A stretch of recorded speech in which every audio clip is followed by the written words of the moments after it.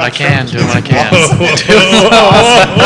Keith Smith is always flossing. Four guys who have a good time here. It's a good thing we're not on on broadcast right now. They got no SEC rules. There's no rules here. There's no rules here. Guys, we'll make some sense in the market. We're going to introduce a new segment to the show, and it's just going to be a Q&A, come up with solutions, answers, and some sensibility in this market.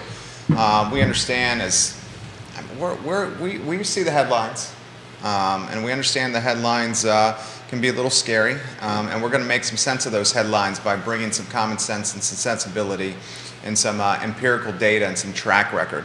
I think some of the stories you'll hear from Taylor, we talked a little bit before the show started, will offer some, what's the word, Taylor, before we start the show?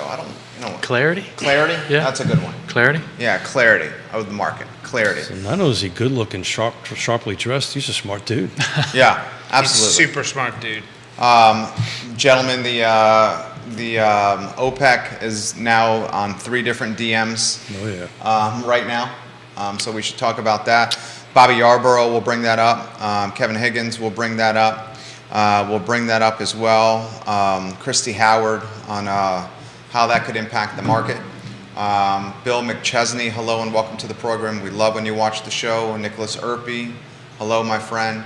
Hammer the like button, guys. Give the show a like and a share. You have experts on the panel today that live and breathe this.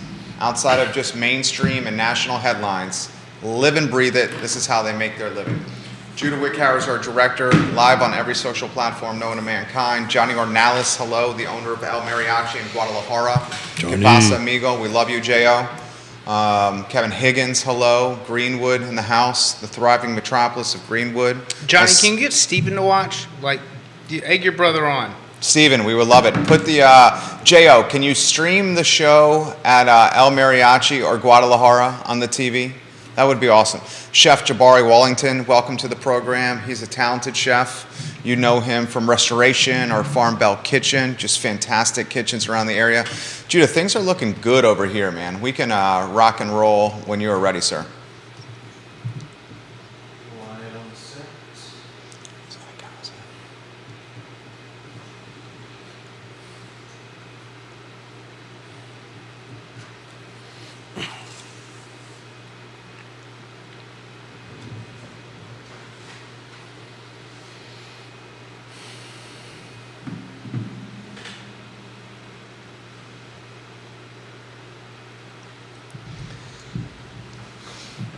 Guys, good Wednesday morning. My name is Jerry Miller, and welcome to Real Talk with Keith Smith. Thank you kindly for joining us. This show presented by Ross Mortgage, Scott Morris, and the team at Ross Mortgage, a presenting sponsor of the Wednesday edition of Real Talk with Keith Smith here on the I Love Seville Network. In today's show, we are going to bring consistency, sensibility, common sense, and as Taylor said, clarity to you, the viewer and listeners.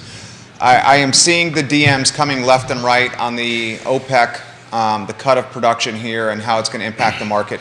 We talked before in our the show. pre-production meeting. We're starting to get a really, really good feel after 3.5 years of Real Talk with Keith Smith of where the conversation's going to go. Keith has created come up with a good brand for this show where we adapt to the viewers and listeners. He's called it Dealer's Choice. So you, the listener and viewer, are the dealer, and you choose the topics that we discussed today. We are well-read, and we're ready to inform and offer perspective from the street. Perspective from the street. Judah Wickhauer is our director. We give props to the North Star of our network, Judah Wickhauer, J-Dubs, as he's known from Virginia Beach to Northern Virginia and across the Mid-Atlantic. Why don't we go to the four-shot and let's welcome our panel of experts. You know the distinguished gentlemen. We love having them here. You know the talented Scott Morris. We love having him here. That shirt is on point. Gentlemen, I don't know about you guys, but this guy over here is making us feel, oh my God. He wins. Dressed like a freaking model over here. He wins. Taylor Avery. Am I wrong there, Scott? The man's flossing here. First thing I thought when I saw it, I was like walking into a sharp-dressed crew. Maybe I should have made better choices today. Well, we're both Marines. What is being a Marine? 99% perception, 1% reality, True, right? which also, being a Marine, gets to tell myself every day you should make better choices. Scotty Morris, I love it. Scotty Morris. Oh, come on now. Johnny Ornelas said, gentlemen, I'm working on that right now at El Mariachi, streaming the show in the restaurant Love it. as we speak. Johnny, a belated happy birthday. I wished you happy birthday on Facebook, but I wanted to do it now. Happy birthday. We love you guys. El Mariachi in Guadalajara. All right, Judah Wickower, let's go to a one-shot on Taylor. The show is yours, my friend. Before we get into the nitty-gritty, introduce yourself to everybody that's watching. Hey, everybody. My name's Taylor Averett. I am a real estate agent with Nest Realty and an undercover Tar Heel in Charlottesville. I love it. North Carolina Tar Heel. I'll tell you what, you guys, how's the football team looking this year? Certainly better than the Wahoos. I think our defense is pretty trash, but our quarterback is slinging. Yeah. he Yeah. is. Oh, my God. He's good. He's throwing ropes. He's throwing ropes. Gentlemen, the questions are coming in fast and furious. Scotty Moe, we'll start with you, my friend. Anywhere you want to go on the Wednesday edition of Real Talk with Keith Smith, the show is yours. So anywhere I want to go, to the theme that I've been trying to stick to, U.S. tenure made it up to it hit 4% in the last 8 days. Now, what else has happened is it's come all the way back down to $35.99. I think we're trading somewhere around 3.7 today, off the top of my head, which is a 16 point basis point increase from kind of the run of good days that we had.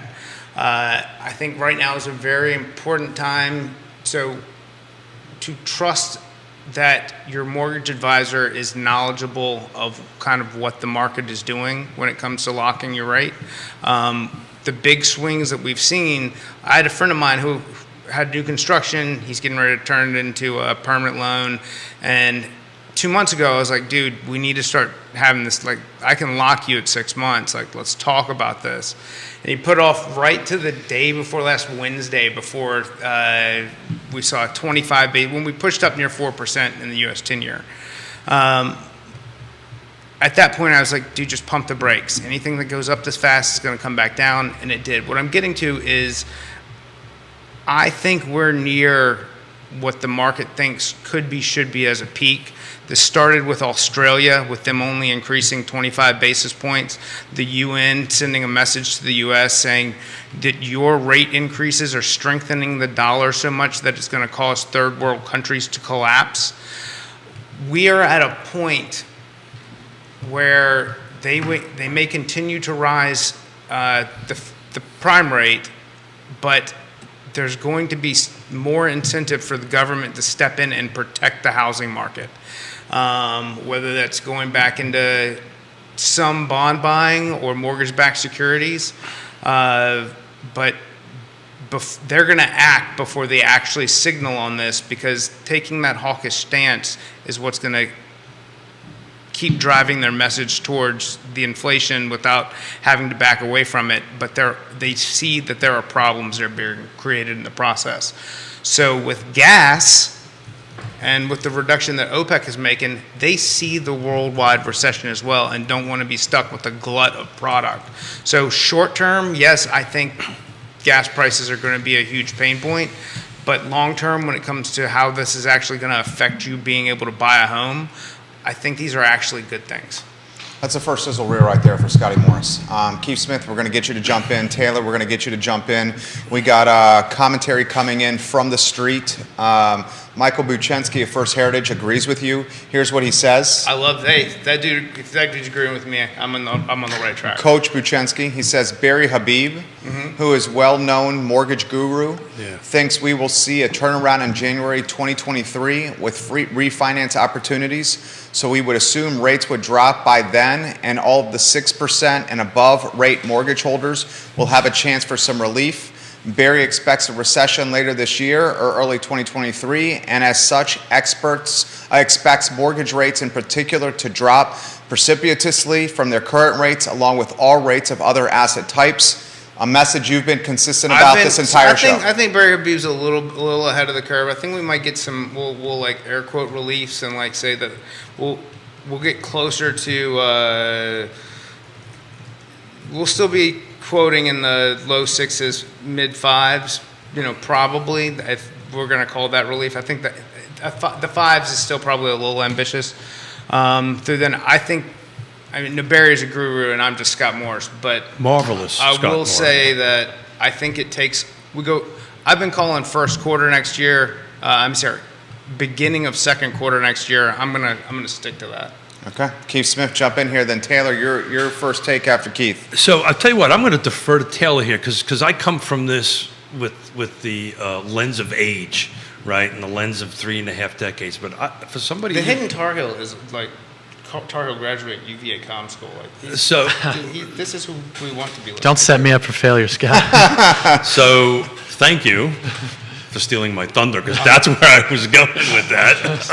I always, for me it's not very difficult, but my goal always is to find a room with a bunch of smart people that are smarter than me, and this is the case, and that you're way smarter than me. Me too. I thought that's what I was coming here for. Taylor, you're so Okay. good, Taylor. All righty, so let's switch to baseball. So good. That was great, Taylor. Let's switch to baseball. So seriously, your take. I mean, you've got the education on this.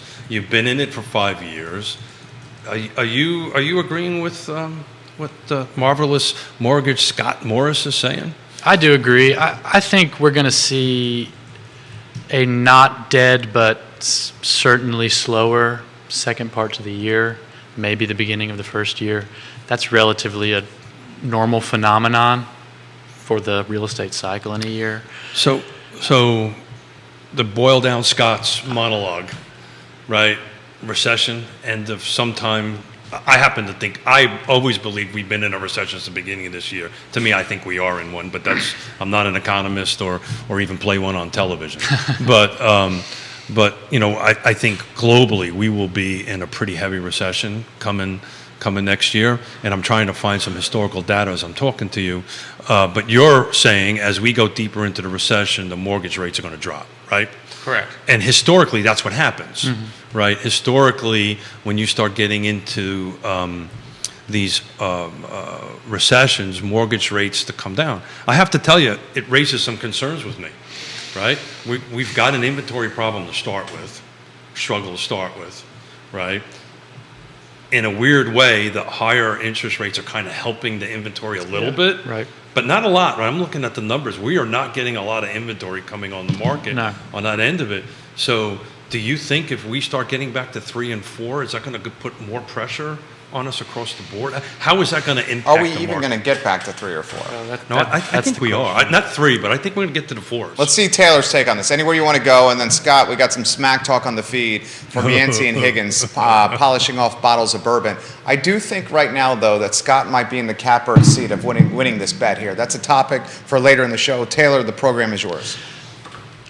I think we will see a small inventory problem if we get down to 3 or 4 for the simple fact that we saw one 2 years ago where if I buy a house in the last few months at 6 and 7, and I'm not going to move anyway in 4 months, but your refinance activity is going to spike back up. You tell me if I'm wrong about that. No, 100%. That's why I tell every client, let's stop talking about fancy products and this and that. Let's talk about keeping the cost small, because for all these other things, there's a price that you're going to pay in some sort of discount or origination to get there. Whereas if you're paying $20 more a month without that, and we know that you're going to refinance this loan in 24 months, you're never going to get the money that you spend back to get to whatever fancy low rate that you want to get to right now. But right now, also what I'm seeing is a significant amount of deferment activity from buyers. And so we have if we had a natural life, year where you had 5 buyers buying in the month of October, well, 3 of those buyers might say, let me take myself out of this game, and then I'm going to re-enter the game when things look more favorable for me on the buy side. On top of that, Taylor, you've got the sellers saying that. If the seller's saying that as well, seller's they're saying, afraid they're not going to get as much money as they would. I agree 1,000%. The flip side to that, though, is maybe the sellers, because inventory is maybe perception is increasing a little bit. Maybe I'll sell and there's an opportunity to buy. Well, let me tell you a story about that. So a couple of weeks ago, I listed a house on the south side of town, and every time I do Fifth Street or Avon? Avon. Okay. Avon. Every time I do a market comparison before I list a house, I always wonder, should I go at the top end of this range? Should I go at the bottom of this range? There's always that uncertainty. Sure. Well, I looked at the other houses in the neighborhood selling, and frankly, they weren't. So I listed it at the top end of what I thought a safe range was. 2 days later, I had multiple offers at $25,000 over the asking price. Wow. That was 3 weeks ago during this slow period. Now, what's important to sellers right now is making sure your house is the diamond out there. If you take an extra 2 weeks clearing the weeds out of your flower beds, mulching your flower beds, if your refrigerator is rusted out, buy a new refrigerator.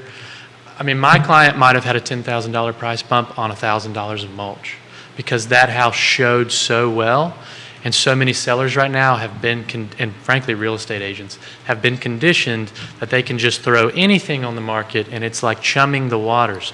And we have to get back to a time where you're actually marketing properties and you're preparing your property to be marketed. This is the time. Give the man some props, right? That was a hell of a take right there. Yeah, that's the money. Hell of a take. Sarah Hill Buchensky says you're looking good, and it's been a while since she's seen you, since you guys started in real estate together. Yeah. Michael Buchensky's got some props. Go ahead, gentlemen. You guys want to jump in? So I just, this is exactly what we're trying to pivot to on the show. To Jerry's starting, to offer some sort of deal of choice and some clarity and stuff like that. There are solutions, right? There are ways that we can help folks buy and sell, and this is when the pros show up. And you mentioned something that I've repetitively have been saying. I used to have 5 things. I've added 6 now. For those who watch or listen, they get tired of me saying this, but it's location, price, features, condition, timing, and frankly, you open the door. Who's on the other side matters, right? I mean, right. Let's call it what it is. So when who is we are working with on the other side? If I'm working with Taylor on the other side, I know I got a professional. If I got Scott involved in it, I know it's a professional on it. I know Closure Title's on it. Charlottesville Settlement's on it. We got professionals on the other side, and we will work through the hiccups. Because my texts are blowing up right now. I've got a couple of deals that hiccups are happening now. They didn't happen 6 months ago. People just didn't care. Oh, right? this is a PSA to all buyers out there. If you're using a national lender, Stop. don't. Stop. You will have a problem. Well, let me ask you a question. yeah. Listing, right? You have a seller, right, on that end of it. Going to be an honest and straightforward question on it. If you're looking at two deals, one's Scott and one's a national, what are you going to recommend to your client? I'm going to take Scott's offer. Yeah. If I can get that to a competitive level, Sure, of course. I'm going to take Scott's offer. Well, but what is competitive level, right? If it's some digital, Uncle iPhone thing, Yeah. and you got nobody to talk to, instead you call Scott and say, look, I got a problem, and we get it fixed, that is worth a ton of money. Oh, it's worth a ton of money and I time. got a call on Sunday morning. Hey, I got a pre-approval from Rocket. Some stuff seems weird. Can you talk to these people? Talk to them over the phone, get application. There's self-employment there. Husband has no credit score. There's a way to structure this and get it done, but with the loan program that the agent was sent, it would not work that way. And this would be a problem in their world where there's, you're talking about call center LOs, no relationship to the agents, to where if they screw it up and we don't find out 3 weeks ago, and then I'm stepping in at the last minute to step in and save, like getting those challenges addressed in the very beginning and getting them with someone local is, I think, the most important for preventing problems before they're really problems. I know it's all over your feed. It's all over my feed. I read these articles. These online companies are laying people off in droves, right? So Redfin. Excuse me? Redfin's an I'm example. talking about the loan officers, just the mortgage side of the house. These online, there've been some huge shutdowns, especially in non-QM, and then wholesale lenders that have a retail side dissolving their wholesale just to focus on retail. I mean, there's a lot of different movements. So to Taylor's point, is halfway through the deal, you can find I got a different loan officer because they got laid off. You can find you have a different loan officer, or you can find the underwriting department of that firm is grossly incompetent. Sure. I had a deal that closed probably 2 months late, and it was a very messy deal. My client wanted to use Rocket Mortgage, and I could not break them out of that. Decision. We get to about 2 weeks before the closing, the lender sends over a ton of conditions on the appraisal. We satisfy all those conditions. It takes us quite a bit of time because you know how hard it is to get contractors in, people to come in and inspecting. The day we satisfy the conditions, the lender, takes a month to satisfy the conditions. The lender sends another condition. I call the lender and I say, why didn't you send this to me? I asked you about this a month ago. I said, there's going to be no other conditions. We're going to miss the closing date at this point. They said, oh, there's going to be nothing else. They send a follow-up condition. They have no power with their underwriting department to do anything. They have no influence. They're just somebody sitting in office, probably not even the loan officer. It's like a loan officer liaison. You call your point of contact. I have to call the loan officer about that. You are the loan officer. I've called you. No, I'm the loan officer liaison. And not just that, Navy Fed is also notoriously impossible. So let's It's talk about impossible. the skills that you needed to keep the deal together, because not only are you managing your buyer, you need to now manage the seller's expectations and the seller's agent. So Yes. talk about the skills that you needed to do that, because that's where we are in the market right now. Yeah. You've got to have these skills. Well, I want to give my clients a real huge shout out. Sure. They are, But you need to keep the seller in the game, right? well, so I'm giving my clients, the seller was the one that it took some skill to handle. Sure. But my clients are military folks, incredibly level-headed and very business-oriented, and did not panic one time, which is important to remember as a buyer or a seller in the process. This is a business decision. It's unemotional for the most part. It's kind of important. Well, it's emotional in terms of emotional. This is your home, So- but people aren't trying to take one over on you on the other side, like we often interpret Sure, it to but be. even when we go through the process, from most of the, I've done quite a few agent loans and or heard them dealing with like a personal purchase. It's like there's a level of all of a sudden emotional and anxiety. I have to admit that I was pretty stressed out when I bought a house too. that weighs Yeah. on the scale, even though that you've made the sausage. Sure. I used sure. to not have gray hair until. Hold it, that might have been my daughter's. I retract that statement. But to your point, making sure you're working with somebody on the other side. I was working with another Nest agent. Yeah, good. And she's excellent. I'll give a shout So out. we communicated. We communicated, honest, open There you go. communication. That's it. When I'm dealing with another agent, unemotional with that agent, just factual, unemotional, polite. And this part of the Communication. skill, and I know, just getting to know you for the first time really in depth here at the He's a moment. pro. Asking the right questions is a huge skill. Sometimes, and people, we have to ask the right questions, right? If we ask the right questions, we can help with the right answer. That's right. That's right. A lot of comments coming in, guys. So let's go to the feed. Sarah echoes what you're saying, and Scott, you're going to love to hear this about using the local lender. She's 100% emphasizing that. Kevin Yancey wants us to talk about the National Association of Realtors report, where last month, I think it was 35% of the deals were done in cash. Yeah. A cash scenario. He has concerns with that. Buchensky says this, Coach, a 2-1 buy down is an excellent program for this market. If you think the home will appraise for higher, we can increase the sales price and incorporate a buy down. This has to be paid by the sellers. It's a 2-1 buy down, which basically gives you a 2% lower rate in the first year, 1% lower rate in the second year. Then the rate goes to what it would have been. So for example, if we lock you at 7, the first year rate is 5, the second year rate is 6, and then third year rate is going forward is 7. This gives the client 24 months to refinance, a $400,000 purchase with 20% down. The start rate is 7%, no points. So the first year payment rate would be 5%, second year would be 6%. We would need to increase the sales price by $7,100, which is the cost to buy down. First year principal and interest would be $1,017. Second year principal would be $1,918. These are the type of ideas we were talking about on Monday. Coach, thanks for making us better.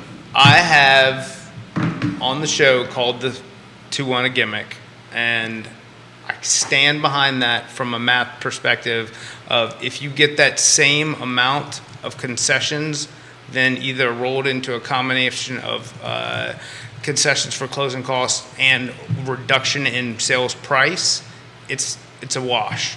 Now, however, I have changed my tune a little bit because I think it is a fantastic tool for the listing agent to advertise in the place of a reduction to draw more unique attention to the property. Like, instead of saying, knowing that you're gonna have to reduce, or if you know that you're gonna have to reduce and kind of come up with something else because you had a tough seller stuck to the top of the price point, not getting a lot of action, to go in and add into the listing description, or like a flyer that I put out, whatever, seller will contribute to 2-1 buy down, lowering interest rate for borrower. I think that's a great marketing tool because it's got to come from the seller to make sense.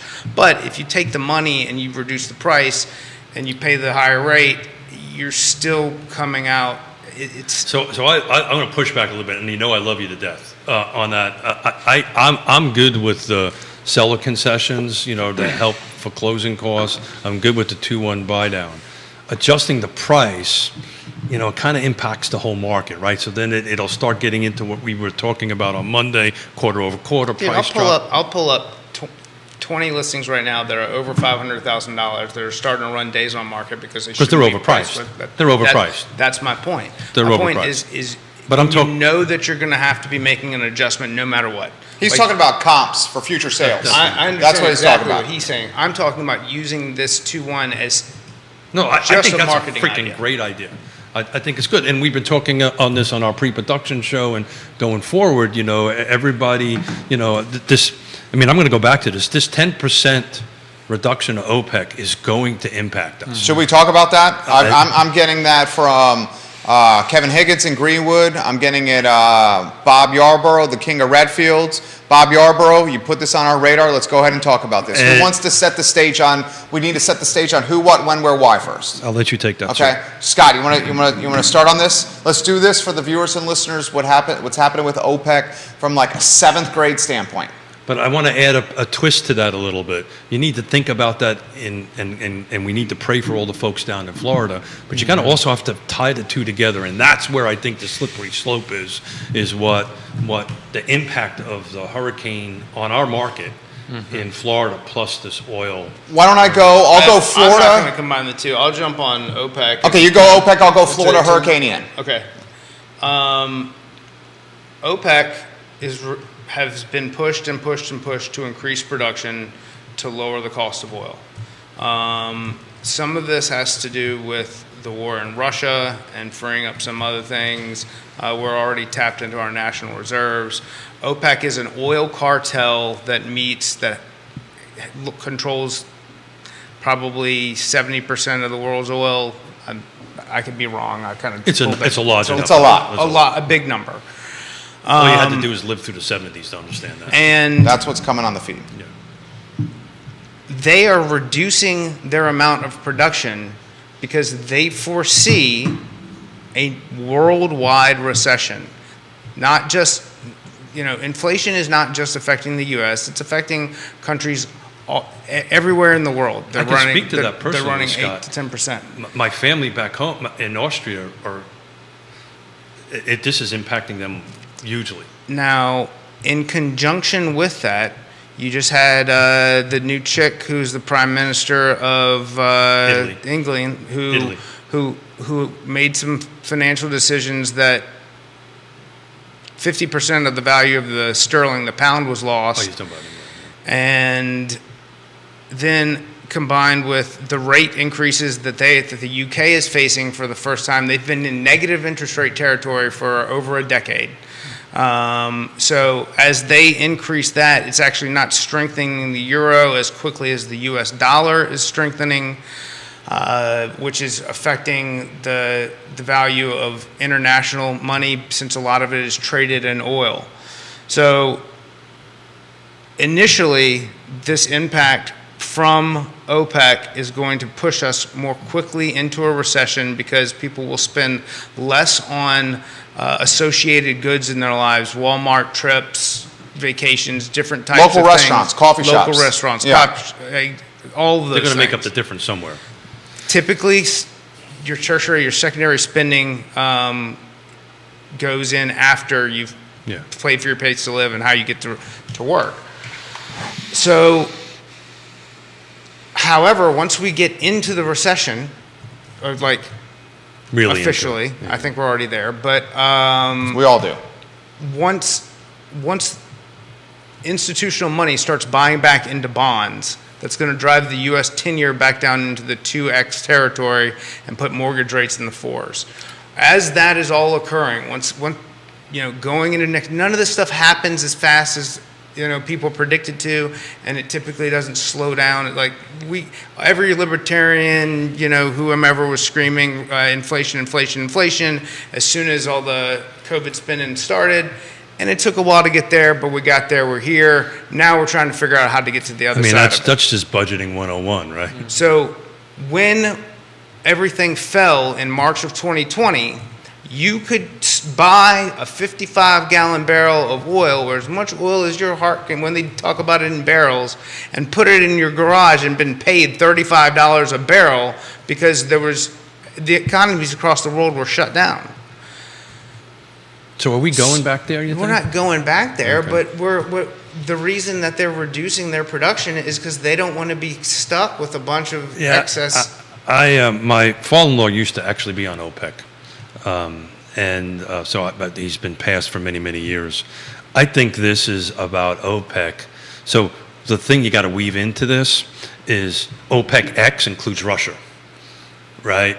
And so I think what they're trying to do is trying to drive this dollar per barrel up over $100, 120. Okay, well, time will tell, but I think that's what the play is here. Here's the problem. Here's it in a nutshell. But it impacts us. Oil production cut down. Yeah. Oil production down. Gas up. Demand is going to stay the same. Prices are going to go up. Gas The up. concern is outer counties, other side of the mountain, driving to the epicenter of employment, Charlottesville City, it's going to be more expensive. Okay, so Does then that soften so real then we- estate? That's a concern. But that helps us get to lower rates. So if we get to lower rates, does the lower rates balance out the It gap? does, but in the short term, there's pain points. We're going. Yes, and we are going to The go question through is how long that payment's going to be. That is the thing. And here's the 6 follow-up. months. 6 months to Scott's call. What are we betting? I already bet my mustache. I can't bet it anymore. Here's a follow-up. Then we got to get Taylor in the You mix. got The some follow-up, and then we eyebrows. got to get Taylor in the mix. I'm going to give you guys one paragraph on the impact of Hurricane Ian. We stipulate this so we cannot be taken out of context. We are sympathetic and empathetic of anyone that had destruction of their homes in Florida. Okay? Just because we're talking about the financial impact of this hurricane does not mean we're not sympathetic to these folks. Okay? I should not be taken out of context. And I said send that. money, please, to Yeah. help the folks down. So- Actually, after the show, I've got a friend. His name is Brent McNay. He runs a company called Brenco Solutions. Does huge 35 renovations going at a time. Just amazing dude. Helps me solve all sorts of problems. He has taken a portion of his trucks, crews, everything, and sent to Florida. I'll share either GoFundMe or Cash App. There's a or something. microcosm of what we're talking about right That's there. exactly The right. labor heading to Florida and the impact it's going to have on construction remodeling locally. Here's the nitty gritty, then Taylor gets in the mix. According to CoreLogic's report, along the Florida Gulf Coast, a total of 1,044,412 single-family and multi-family homes were at a potential risk of storm surge damage, with a reconstruction cost value, RCV, of about $258 billion. And I got to tell you, when it's all said and done, that number is going to double. Continue, and he's right. Additionally, 7,201,572 single-family and multi-family residents with a combined reconstruction cost value of $1.6 trillion are within the moderate and high flash flood risk bands. So here's the nitty-gritty, 7th grade language. Taylor, you jump in. Hurricane Ian destroyed a bunch of homes. Because there's a ton of destruction, this is going to drive up the cost of goods. lumber, for example, because they need a ton of it to rebuild these homes and get them remodeled. Labor. Furthermore, labor in the Mid-Atlantic, the Southeast region, wherever you want to call it, is going to be sprinting to this area because that's where the jobs are. If the labor sprints to that area locally, Central Virginia, how will that impact labor options? If there's not a lot of people working on construction locally, then the people that stay have the leverage with their employer, which then drives up the cost of labor. The GCs, the contractors, the builders pass that on to the customers. That's it in 7th grade language. Taylor, the show is yours. I mean, from that synopsis, it doesn't sound like the prices are going to go down, even in the outside counties. And the other question is, what's the substitutable good from a house in the outside counties, especially within certain market segments? I mean, if you have a pre-qualification of $300,000, you say, well, I now don't want to drive. But then what's your alternative? What's been the alternative? Renting? And what's going to happen with that? I don't. Right? It's going to go up. It's going to continue to go up. I don't. yeah. You know, I don't see any landlords looking too charitable. That's a very good point. In fact, I put this on Twitter, then we'll throw this back to Taylor. This was in a conversation with John Blair, town attorney in Stanton. I love John Blair. Higher rates, interest rates, means less home buyers. Less home buyers means more renters. More renters means more rental demand. More rental demand and a finite rental options means finite rental options, landlords have the leverage. Landlords with leverage means rising rental rates. Taylor, back to you, sir. I think it's kind of what you're describing here is certain market segments are being affected in different ways than other market segments. Cash buyers buying investment properties, those properties are going to, that's going to brace. Those are going to continue to be valuable, even more valuable, because they're going to cash flow at increasingly high prices. Your entry-level home in the city probably will continue to stay the same because of the location. I think the luxury properties in the surrounding counties, maybe I don't want to drive out there for a $600,000 house in Louisa because I want 2 acres. Maybe I'll settle for a half an acre, 20 minutes closer to town because of these gas prices. Those properties might see some softening. But I think it's those inelastic goods or those non-substitutable goods that are going to continue to see a stability of price, and you're just going to have the consumer having to be willing to have a short-run worse interest rate to purchase that on the assumption they will be able to refinance it in 24 I want to ask Kevin. Dude's a smart guy. Keith, show's yours. I want to ask Kevin a question in a minute about the other side of the mountain, because this is something I've been talking about all the time about gas prices. He's referencing Kevin Yancey, King of Waynesboro, knows the other side of the mountain inside and out. Like the Poconos Holy Yeah, Water. that's right.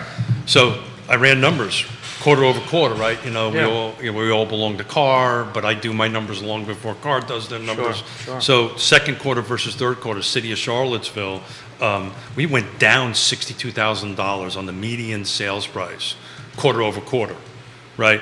Now, first quarter we were up. First quarter over second quarter by 90,000. We're down 38 units. A number of sales went from 100. This is single family detached, no new construction, kind of keep it nice and simple. All right. Jerry referenced 7th grade. I like to be at a 3rd grade level. Okay. It's just because it took me about 10 years to graduate third grade, but we do that. So, but it's funny to tie in Kevin into this, and I really want to hear his feedback. That didn't happen on the other side of the mountain. The numbers weren't huge, but in Waynesboro, quarter over quarter, the value was up $2,000. In the county of Augusta, quarter over quarter, second over third, it was up $5,000. First quarter over second quarter, by the way, in Augusta County was up $30,000. So it's balancing out a little bit, right? So what do you think, Kevin? Is this extra bump in gas, because it's coming, is going to put the brakes on that? Is the extra bump in gas going to put the brakes on it? Is the extra bump in gas tailwinds for EVs even more so? 8% of vehicles are 8% of vehicles in America right now are electric vehicles. I would expect that number is going to spike with this kind of scenario. But it can't spike because you can't buy them. Believe me, I'm in the market. The Tesla is difficult to find. Some of the entry point ones are around. Bolt, something Yeah. like that. Yeah. Stuff like that is around. Yancey says nope, and he's about to give you a hot take on this in a matter of seconds. Scott Morse, we need you to get in here. Multiple folks are asking about OPEC. Obviously, that's in the news right now. And multiple folks are asking about cash, all cash buyers that you're seeing, which is in the market right now. Scotty Moe, anywhere you want to go. All cash buyers don't find their way into my world until they've purchased the house and then say, hey. Want to pull money out and buy something else. I want to get some of that money back. However, I have heard from some agents that, and this is so weird to me that it's that the complaints come from multiple people in the last 2 weeks. Complaints. Agents that accepted a cash offer and then found like a page 3 niche like somewhere like where they're all of a sudden the sellers are now seeking financing. Oh, let's talk about that. So I just was stirring the pot. You guys can talk. Oh, about great. it. Thanks, Scott. I know enough to hear that it's happening, and they're like, I said, well, then my solution to that, if you're that annoyed, is go let me have a conversation with your seller, and we'll make the seller state that any financed offers must cross-qualify through preferred lender. And So this is when the pros show up, right? So those who are not familiar with our VAR 600, that we can read sentence by sentence and syllable by syllable, Right. on that end of it, if you don't address that in the contract, the seller can pivot. I can say no, yeah.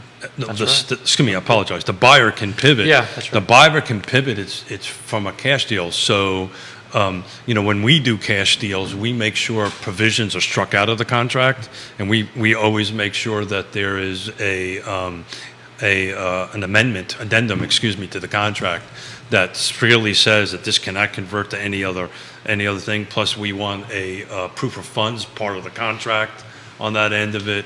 But Scott's 100% right. Mm-hmm. If you don't address that, and everybody agrees to it, because that's the key here, it can pivot, and then everybody's head blows up. I've done it many times.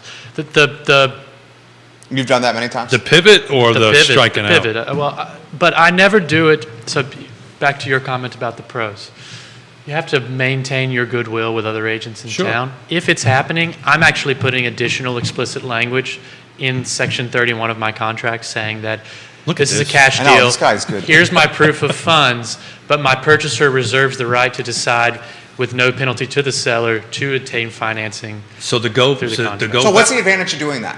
Let's explain that. Well, if they're going to refinance, I think they save money on the backside of refinance, not to pay 2 closing fees, especially if they're going to refinance. So on anyway. the second half of that, it reserves the right, but will close regardless? Close Okay. regardless. Yeah. The seller has no. Yeah. It's the That's same as smart. cash close to the seller. That's There smart. is no penalty to It the won't seller on delay appraisals. It won't delay closing, closals. yada, yada. Generally, these are investor clients who have a lender they've worked with before, and they've got all their stuff ready to go. So it doesn't our- even close. It doesn't even add time to the closing. Our date. last 4 listing sales in the last week or so were all cash. Last 4. Unsurprising. But, I mean, that's not, like he said, it's not surprising. It's not surprising. Yeah. The buyer, Taylor, I sold my house up in Northern Virginia, New York. These are $400,000 or $500,000 purchases on that end of it, and they're sitting in a rental and waiting. That's what they're doing. Well, because the alternative is what? Putting in an index fund that's 20, 30% down for the year? Well, I mean, what do you always say on the show? In times of hardship, like on Wall Street, the Buy money dirt. goes to dirt, Buy dirt. and bricks and sticks? so what they'll do is they made this X amount of dollars, C amount of dollars go someplace, and the remaining balance is to buy, right? Because they're selling it for they sold for considerably more. But that's what they're doing. They're sitting tight and they're waiting, right?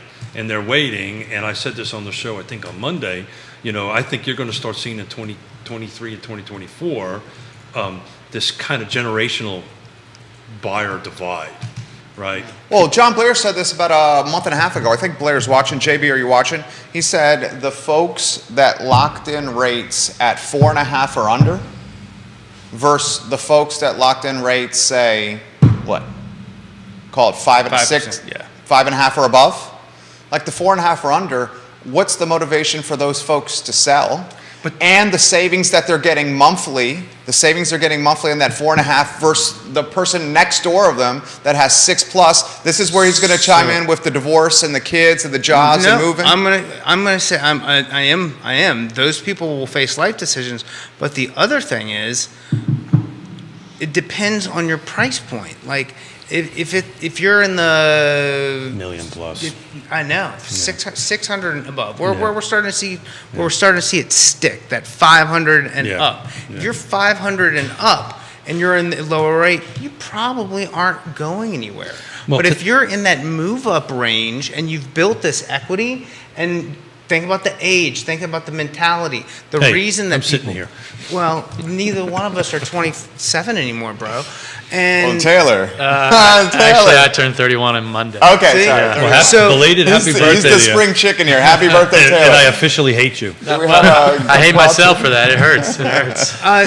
it hurts. You're so young. Like, come on, stop. But the people who Kevin, help me out here, brother. 4 Kevin, years help me ago out. purchased at that 4.5, and now they've got, let's say we get a 10, 20% reduction.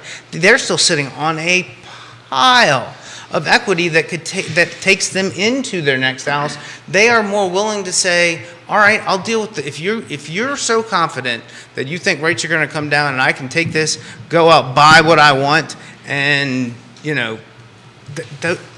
that move up that's the sweet spot, bro. So Taylor was spot on, right? NAR, National Association of Realtors, for decades it was people moved every 5 to 7 years. It is now 8 to 10 years. So the folks that have bought houses, and you've been in the business for 5 years, Yeah. these people weren't moving anyway. I mean, there's life changes. People move. People pick us up and say, hey, I need some help. This is what we want to do. This is what we're here to do to help. But that buyer really isn't going to go ahead and sell statistically, right, statistically, for 10 years or Yeah. 5 years. In my case, 20 years. Mrs. Smith's been trying to get me to move forever, and I've been saying Here's a follow-up. Here's a follow-up on this. If you're locking in a rate at obscene levels, we're talking in the 2s, the 3s, even the low 4s. All right, I'm glad that's what we're calling obscene. But okay. What is obscene? Is that fair? No, I thought we were gonna go like 7%. Yeah. like- Obscene levels, the 2s, the 3s, the 4s. I mean, anomaly rates, historical anomalies, let's call them, not the norms. The norms are the upper 5s, the 6s, and the 7s. Let's cut to the chase. That's the norm. It's just the buyer and seller got trained on obscene levels of 2s and 3s and said, oh my gosh, that's what it should be. When that's not the case. We were saying that for a year. years. Years and a half, yeah. So how is that going to impact the inventory when the dudes and the gals have, like Kevin Yancey just said, we purchased in 2017, we have a 2.75% rate. We're getting unsolicited cash offers of double what we paid for Sure. and still not selling. Because where's he going to go? Because he's in paradise. that's a So whole different story. let me bring some of what was described as my angry elf energy from last week's show. Who said that? Whoa. Let's talk about who said Was that. that better half? Personal, Better half? no. Okay. Personal friend. Personal Okay. friend. That's a good friend. It's a good friend, right? That is a good friend. Yeah. I want friends like that. It was constructive criticism. Exactly. That's the kind of friend I want, though. I just And won't be able to. That image of elf, of you being elf. Oh, dude, Halloween. That's it. We got Halloween. It's a straight shooter, is what he has. Yeah. I got That's a what I Halloween want. outfit for you now. So with that, what's coming that we're going to deal with for the recession, and we talk about inventory, there's hopefully going to be people who there's already an increase in delinquencies. That is going to get worse between now and April. And because with the Fed continuing to raise short-term interest, in 2018, one of the main stories or narratives about the U.S. was low savings, high credit, and balances. Low savings balances, high credit balances. As people went through good times, they took on things that maybe they may not be able to manage through some difficulty, and we're going to see more delinquencies. It is not going to be like what we saw during the Great Unpleasantness. However, it's going to occur. And the people who can take advantage and sell before it turns into like negotiations with the bank. So you got to that- reach out to a trusted advisor. You got Reach out to it, yes. get on the phone, go, hey, I've got myself in some trouble. How do we get out of it? Because the bank is much more willing to force the issue now because the bank realizes the market is still relatively hot. So they're going to say, hey, you're 31 days behind on your mortgage. Let's list this house immediately. It's So- very different than 2008, 2009, where there were for sale signs everywhere. So this to make clarity here, right? Because it's one who has lived through this, one who's had this happen to them before. You need to reach out to Taylor or a trusted advisor or Scott before you hit 31 days. You're talking at like day 5 behind. If you know, you've got, because something I've been talking about, the next big thing I'm worried about is unemployment, because once that starts climbing up, everything that we've got going on right now is just going to blow up. But So when you say, but you mean national statistics, or are you talking about locally? look, the folks that are listening to our show and all that stuff is local. We can talk national, but I'm kind of speaking locally. Okay. So if you, look, I've lost $17 million last going around. My problem was I thought I could fix it. Right? Thought I could fix this. Guess what? I couldn't. Right? So, if there's an issue going on in your life and, you see the handwriting on the wall, don't go to 31 days, because once that happens, you lose control of it. If you're at a couple of weeks in, you pick up the phone, you call Taylor, you call whoever and say, or Scott, and say, look, do I have a refi option? No. Hey man, we better put this house on the market. And before the bank gets involved in it. Once the bank, I'm telling you folks, once the banks get involved in it, it's a nightmare. The unpleasantness rises exponentially. So Neil Williamson coined the time of great unpleasantness because I couldn't come up with a term that didn't make me cry on it. So he came up with that. But look, to your point, Taylor, I've got numbers going back third quarter over third quarter over third quarter, year over year. Okay. So third quarter in 2018, the median sales price, single family detached, no new construction in the city of Charlottesville was $360. This quarter it was $455. That's a $65,000 delta, positive delta, and that's including the 21,000 we just lost. Right. On that end of it. So to your point, people are buying, people are holding. I think long term, not I think I know, long term real estate increases in value. You just got to sit and buy and hold. Mike says, look, with INGIC, UVA, the hospitals, the government jobs, the IT, the booze venues, which we talked about last week, there are a ton of jobs. And we're fortunate. We're somewhat insulated from some of these national trends, and he's exactly right. That's what Scott's been saying as well. You certainly have been saying that as well. A lot of folks on the feed, let's go to Michael Plecker. Yes Realty Partners, Michael Plecker. Michael. He said, I was told rates would not get into the 6 this year when I said last spring it would. I've He was also right. been told rates will not get close to 8% by 2024. Last week, the 30-year fix pushed 7.5% by the second quarter, because we currently have no one that is capable of getting inflation under control. Just my 2 cents. Having said that, when we do get more inventory, inflation stabilizes and energy costs come down, homeowners can refi. Michael Plecker also says this, one of the Shenandoah Valley's finest catchers, a backstop in the New York Mets farm system. Plecker says he loves when I say that. I know he does. Plecker, that's why I say I'm it. going to see him tomorrow. That's why He's going to have a grin like I know, that he all loves day that. long. Plecker also says, we're begging OPEC for production while shutting our U.S.-owned production down. Fuel prices were headed up drastically before Putin made his move. The lunatics are running the asylum. Plecker, I love when you throw a little bit of the politics in there. Smith over there cringes a little bit, as you can see. No. He's cringing. You'll get direct from Mr. Plecker. Yes, he does You not. will get direct. And that's what I like about Plecker. But he's Mr. Waynesboro, right? Yeah. That's his whole life over there. That and Kevin and Now he's the king of Fontana. he's the king of Fontana. I'm still thinking if gas goes up, I think you're going to start seeing a slowdown the other side of the mountain. I think no doubt about that. You agree? You disagree with us. He disagrees with us because there's finite inventory and price points that are approachable there. That's why you disagree. I think you have to have like A long-term inventory full flatter marketplace. And So the point is, I need to buy a house. I'm going to buy a house because That's what he's saying. I can afford it in Waynesboro and Augusta County right now, at least. I'll say that's decreasingly becoming the case. Greene County, by the way, is the same scenario. Yeah. It's not decreasing at such a rate as that. So that's the next grow on it. Yeah. But talking about the other side of the hill, on that end of it, where am I going to? I'm going to do this. My rent's going up double digits, single digits year over year. And to Scott's point is, I'm just going to buy one less of these tiny lattes that I have a day or 2 days or however many I drink on that end of it, because it's going into fuel. Right? Right. My house is That's right. more important That's than right. my extra, where I live, where I raise my family. Right. Elasticity of good, yeah. So, south and west are drive for affordability. A little bit of Louisa, but north and east, we've got higher price point areas. We've got Spring Creek, as you had Short Pump, and versus Waynesboro, Buckingham.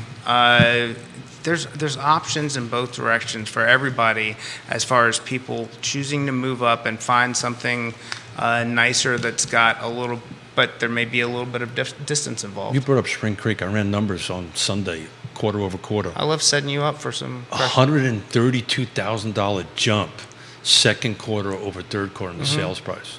$132,000. Now, is that that resale's not new construction? No, so this is single family detached, no new construction. Okay, all right. So what I'm trying to do is take a look at micro locations, and Yeah. I'm picking subdivisions. I just happened to pick Spring Creek on the end of it, and when I ran these numbers, I had to do it 3 times because I was like, nah, that can't be right. Right. But so I think we talked about it on Monday. I think that's this cash buyer, right? That sold something somewhere else, waiting for it. It's a golf course community, yada yada yada. Proximate right? to Richmond. It's close to Richmond. Yeah. UVA's opened up a medical center there. Martha Jefferson's got one there. I know the best Mexican restaurant in the country. El Mariachi. El Mariachi. In the country. Very good. Johnny O getting some props right here. Steven, I know you got Johnny O. You got to get the brother in. Steven man. does all the work. Let's face it. Yeah, I'm Oh, telling sorry, you. Johnny. Sorry about that. Yancey says this, to Taylor's point, there's 10 times possible availability here Yeah. than in Charlottesville and Albemarle County. And that's to where the Taylor's builders are point. going. And that's where the builders are going. That's exactly right. So that's the counter narrative to us and the rising fuel prices and softening price points over there. So I think Taylor's right. People are going to buy, right? People are going to move there. The struggle is bringing the trusted advisors together. So I just found the infographic I was been looking for in the beginning of the show, and this is, what happens in recessions to mortgage rates. So 2020 we lost 1 point. This is over the peak. 2008 we lost 1.3% down. 2001 was negative 0.3. 91, which I think this recession is going to be more like, was 2.25% below the cap. So if we're hitting 8%, 2.2 puts us around 5.5%, 5 3/4. So typically, 81 was five points down. it's not on. I don't think it's on directly with what you're looking at there, but typically, the Fed starts to resume QE 9 months after It happened. the initial recession begins, and I'm calling the recession the initial 2 full quarters of loss of GDP. Was what, Q3 this year? Yeah. So let's stretch it out to the end of that, kind of to where we are now. I'm telling you, You're thinking fourth quarter next year? No, I'm saying He's saying end Q2, early Q3 next year. beginning Q2 is where. So when we've got. You think they got the guts to do that? I think they might have no choice. They don't have. They're already doing. They already were less than honest about. They're still purchasing mortgage-backed securities. They're not unloading them, and part of that has to do with China's influence in escaping the bond. As we go into this global recession, institutional money moves into bonds and drives yields down. Even though the Fed is going to continue to make its hikes, they have a role to play in trying to create the soft landing that they're prospecting My for. sister-in-law, who lives in Vienna, Austria, her electric bill is double of mine She's in a little, tiny little apartment. I'm in a 3,600 square foot home. They're going, and they are making literally daily decisions on what kind of food they should buy and what they should not. This is usually impacting them in your. All right, let's get Taylor's takes on these topics then. What areas and price points maintain values, persevere, and or potentially increase? What areas and price points could potentially soften or not persevere so much through what we have ahead? Well, just off the back of the napkin, probably under $500,000 in the city or just in the surrounding areas of the city. You'll probably see some surrounding counties under a certain price cap, under $400,000, probably in surrounding counties, will brace. I think that people will start to. My number one, everybody makes a trade-off, and my number one comment to my first-time home buyers is, especially as we're walking around a house and they're naming off what they don't want, and I know, or what they do want, and I know that's not a possibility for them within their budgetary constraints, is make a list of everything that you want, and then you need to rank order those items and understand what's most and least important to you, so you will know, as you're looking at properties, what you're willing to cut and what you have to have. And I think what we're going to see is some of the rank order as people's money becomes less valuable and as these rates go up. You're going to see some of these rank orders shift, and a lot of the people that are put in a choice of continuing to rent, and then previously they had a choice between 20 minutes farther for $500,000 with an acre of land, or 20 minutes closer for $500,000 with a tenth of an acre of land.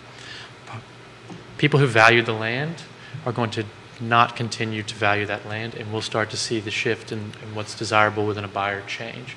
But I think it's that entry-level price point, maybe some jobs that are not going to be affected, doctors, you'll see like Ednam and places like that. But they're entry point, but they're not really entry. They're not entry point anymore. I mean, that's a whole separate discussion about. My son-in-law is a doctor, and they're moving back to Virginia, so I understand. This is a whole separate discussion about general affordability, and are some of these problems that we're talking, they've already been problems. I mean, when I was on the show last time, we talked about the essentially living purgatory that some people that worked in service jobs in the area were in, and I don't care if the prices go up or go down $50,000 either side.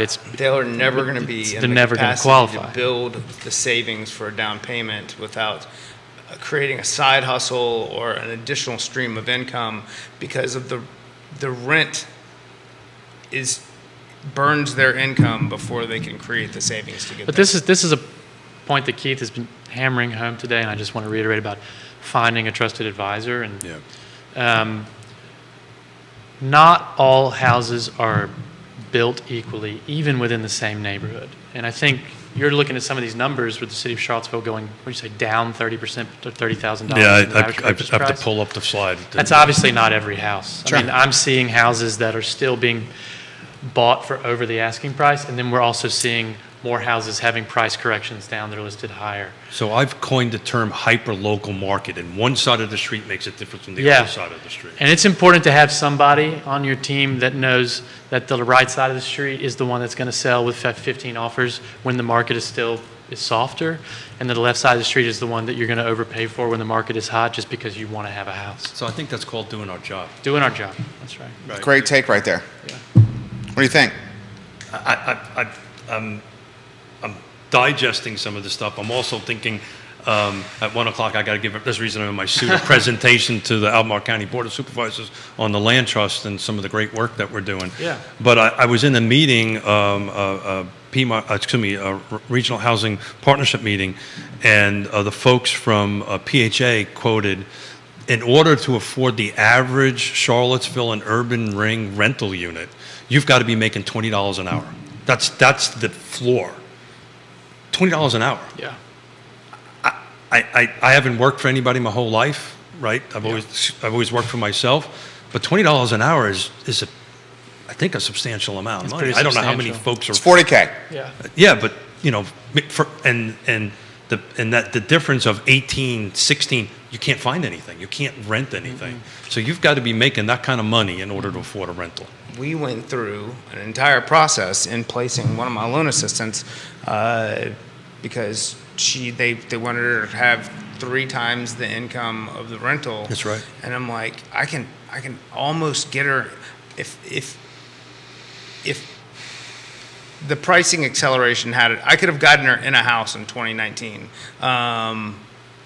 on which she's being paid today more easily than I could have gotten her into this rental. We ended up finding a solution, but it's Well, to add to that, most landlords are requiring 3 months now, right? First, second, First, last security. Exactly right. Yeah. So How are you you're at- supposed to save that much money with 40%? And First, last security is the down payment on a home. then you're basically at 3.5% there to make a down payment. Yeah. And I hate. At 200-ish. Right, right. And I hate to say this, but I mean, it's fact, and we got to be straight shooters here. And you made this comment on Monday. The rents aren't going down. No. The rents are not going down. They're going up. So you just got this, like, unfortunate divide that's happening here. And we haven't even highlighted, we talked about this on Monday, Charlottesville City Council and the Albemarle County Board of Supervisors are raising the real estate tax rate. We have a viewer that Next year, they're raising it in Q1, Q2 of next year.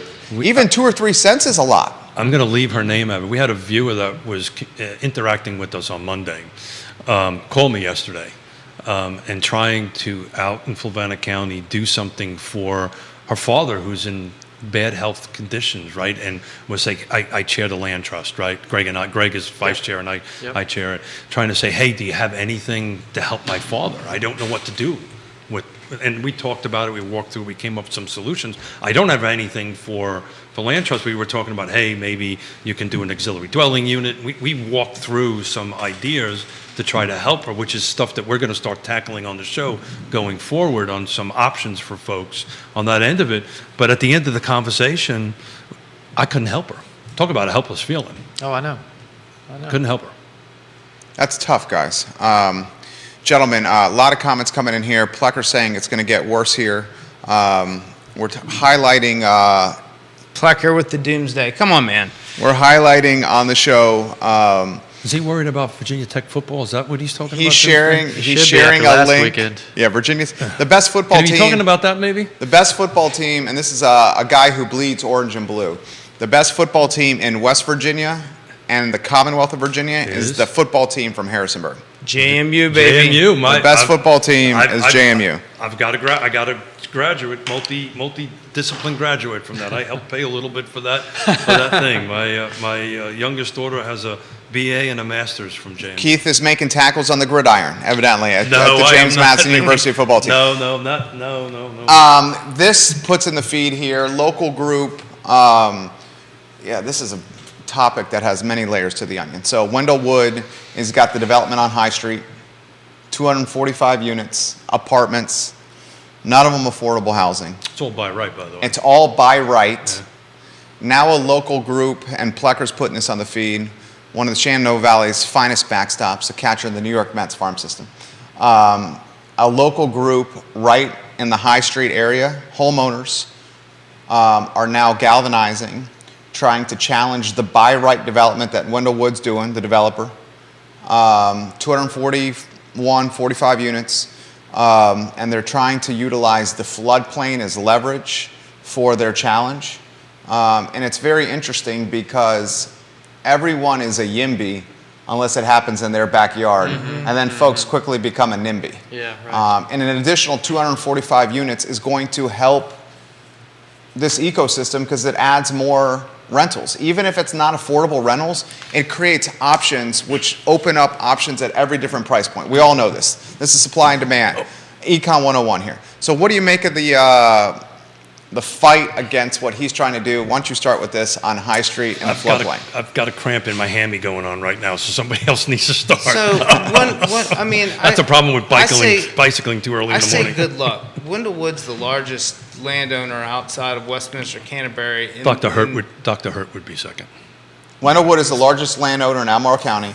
Dr. Hurt, maybe not so much anymore. He's United Land Company, Dr. Hurt. Wendell Wood is, Virginia. excuse me, Wendell Wood is Virginia. United Land Company. Dr. Hurt is Virginia Land That's Company. exactly right. Dr. Hurt, his holdings have diminished They of have, late. they have. Wendell's have not. Well, He's an my influential cramp is man. over. I can take a deep dive into that. I think I think we're dealing with somebody who, Knows how to play the game. and is local, and is local. Keep that in mind. Like, And has been doing it for decades. think what you want about him. It's not. I don't see a bad thing here. I get that. Not in my backyard exists, but at the same time, prosperity for the area should as well. You mind, Taylor, if I dive in on this? Please, please. So, there may be some folks upset about it, but the reality of it's by right. The term by right has a very specific meaning to it. It may slow things down a little bit, whatever this group is trying to do. It's not going to stop it. Short of Mr. Woodward not wanting to do it any longer, right? It's unlike the project that he was doing downtown here, right? That there was a zoning requirement, there was permission required. So people understand by right, this does not get in front of city council. This does not get in front of, it'll get in front of the planning commission, but it's a consent agenda. It goes through the boxes that have to be checked in the site plan approval process. And as far as floodplain goes, I know Mr. Woodward very well enough to know he wouldn't be moving it forward if that was an issue. Wendell Wood. Wendell Wood, excuse me. Yeah. Wouldn't go forward to it. And even if it is, it's really simple. You put more than likely, this is going to be what's called a podium construction building. The first level, which is going to be parking, will be concrete. The first floor will be above that. So all the way you get out of floodplain, if that's it, as long as your first floor is above the 100-year floodplain, There you go. you're good. FEMA checks the box, and you rock and roll. Your car may get flooded in the parking area, but that'll drain out. Everybody will be happy as far as in the building, and they move. Nobody forward. with a flooded car is going to be happy, but yes.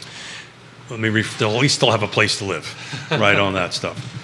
But so it's going to happen. It will happen on that end of it. And maybe the only impact, and I haven't dug deep into it, and Jerry, you probably know this, is that in an ARB corridor? I don't know that. Yeah. I don't know So that. that might be the only. That's a good question for Shawnee Tubbs. Yeah, that's the only.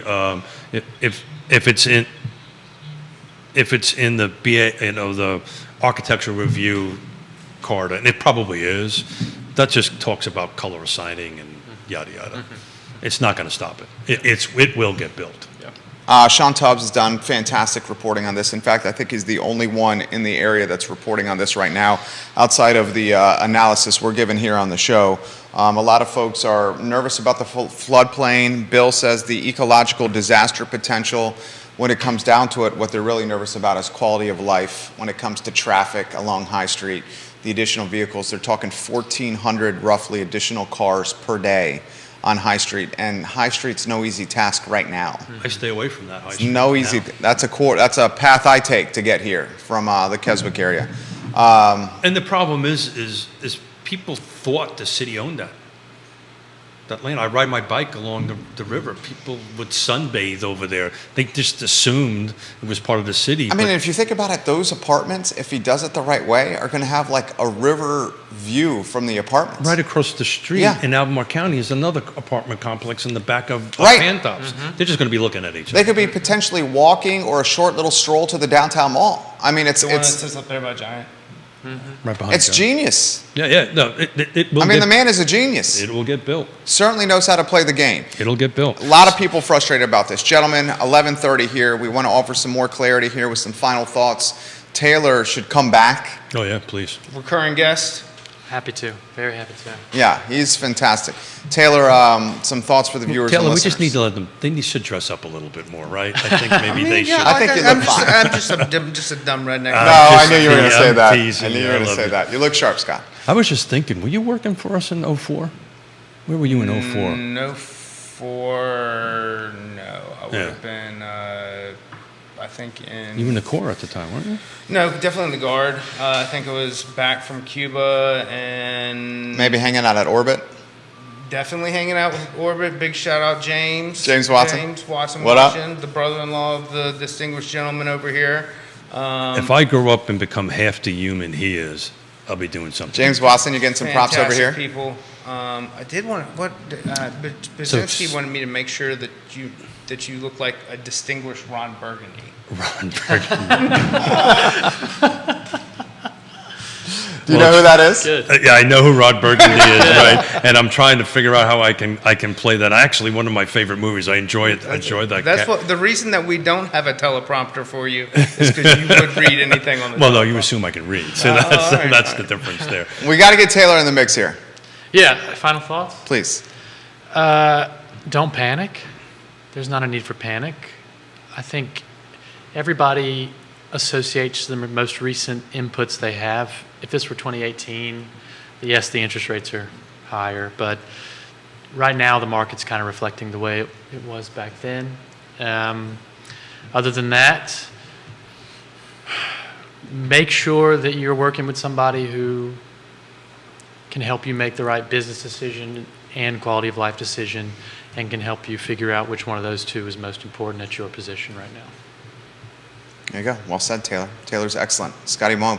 Gonna ring the same bell, and something that I've been referring to over and over again. If you are a professional out there right now and you are struggling, then you're not seeing enough people. Go see more people. Go do your job. There is the same actions that people took. Deaths, divorce, babies, job changes, those things are going to continue to happen. And a lot of the people who, if they've been in for 4 or 5 years and looking to move up, that's where your most opportunity is. That's where they've seen the most amount of appreciation. They're in a good place. And if you know somebody who's starting to complain or say that they're facing some struggles, get them involved with someone while we can still help save the struggle. Burying your head in the sand is not a solution. And nothing is ever as good as it seems, and nothing is ever as bad as it seems. Just if you focus on your business, your personal growth, you're going to get through this and anything else just fine. Well said, Scott. Don't Very be well said. Don't be a secret agent. It's funny. We're going to get stickers for everybody in our team in our office for the back of their laptops. Ask me about the real estate market. I'm going to slap it on there and get out and have a cup of coffee and talk to people. That's how we're going to do this. Trusted advisor. I've been saying it all along. Been saying it for years. Always use a trusted advisor on that end of it. So Taylor, thank you. As Scott said, you're always welcome back, and we'll go ahead and work you in at any way we can into a show on the end of it. Something for the folks that are watching and listening. Jerry and I are going to be kind of moving the show in a little bit of different direction on it. We kind of want feedback from folks that are listening and watching. Give me some specific examples about I'm a seller, I need a little bit of help. And we'll kind of pick it apart, give some advice. Same thing on the buyer side. I'm a buyer. Sure. Tell me about this, and we're going to try to take some deep dives into specific situations to offer a little bit of help and to folks going forward. But thank you, gentlemen. This has been a fun show, man. Absolutely. I personally, in the near future, November, December, I'm going to start doing some very focused VA education classes for realtors. Personal, I want, let's get together, lunch, the whole thing. Don't care what brokerage you're with, where you come from, who you are. You want to sit down, learn about producing a great offer with the product and how it benefits the veterans themselves. Talk about that, and I'm also going to be doing some returning to in-person. So this is a VA product? Did you say veterans? Veterans. Yeah, cool. That's going to be strictly agent focused. Cool. And then some home buyer seminars with some builders. That'll be in Culpeper, but I'd like to be focused on Charlottesville and kind of like a first-time home buyer in-person thing. Well, as veterans, thank you. Thank you. Katie Pearl, Keller Williams Finest, says, Scott, that was fantastic life advice. that you just closed with, and I concur, Katie. Love when you watch the show, KP. That's the show. This is Real Talk with Keith Smith. You can find all the shows archived online at realtalkwithkeithsmith.com. I'll give it to you again, realtalkwithkeithsmith.com. The I Love Seville show is up in 54 minutes. Today we have David Toscano, former Charlottesville mayor and a multi-time delegate here in the Commonwealth. He's got a couple of books out, and he's going to give us the nitty-gritty of government in Richmond and Charlottesville as it pertains to inner workings, relationships, economic development, real estate development, and so much more. It's going to be an interview you don't want to miss. Judah Wickower, Keith Smith, Scott Morris, Taylor Averett. I'm Jerry Miller. Real Talk with Keith Smith, presented by Ross Mortgage. So long, everybody. Well done, gentlemen. Tell us when the mics are on. Thank you, guys. Thank you.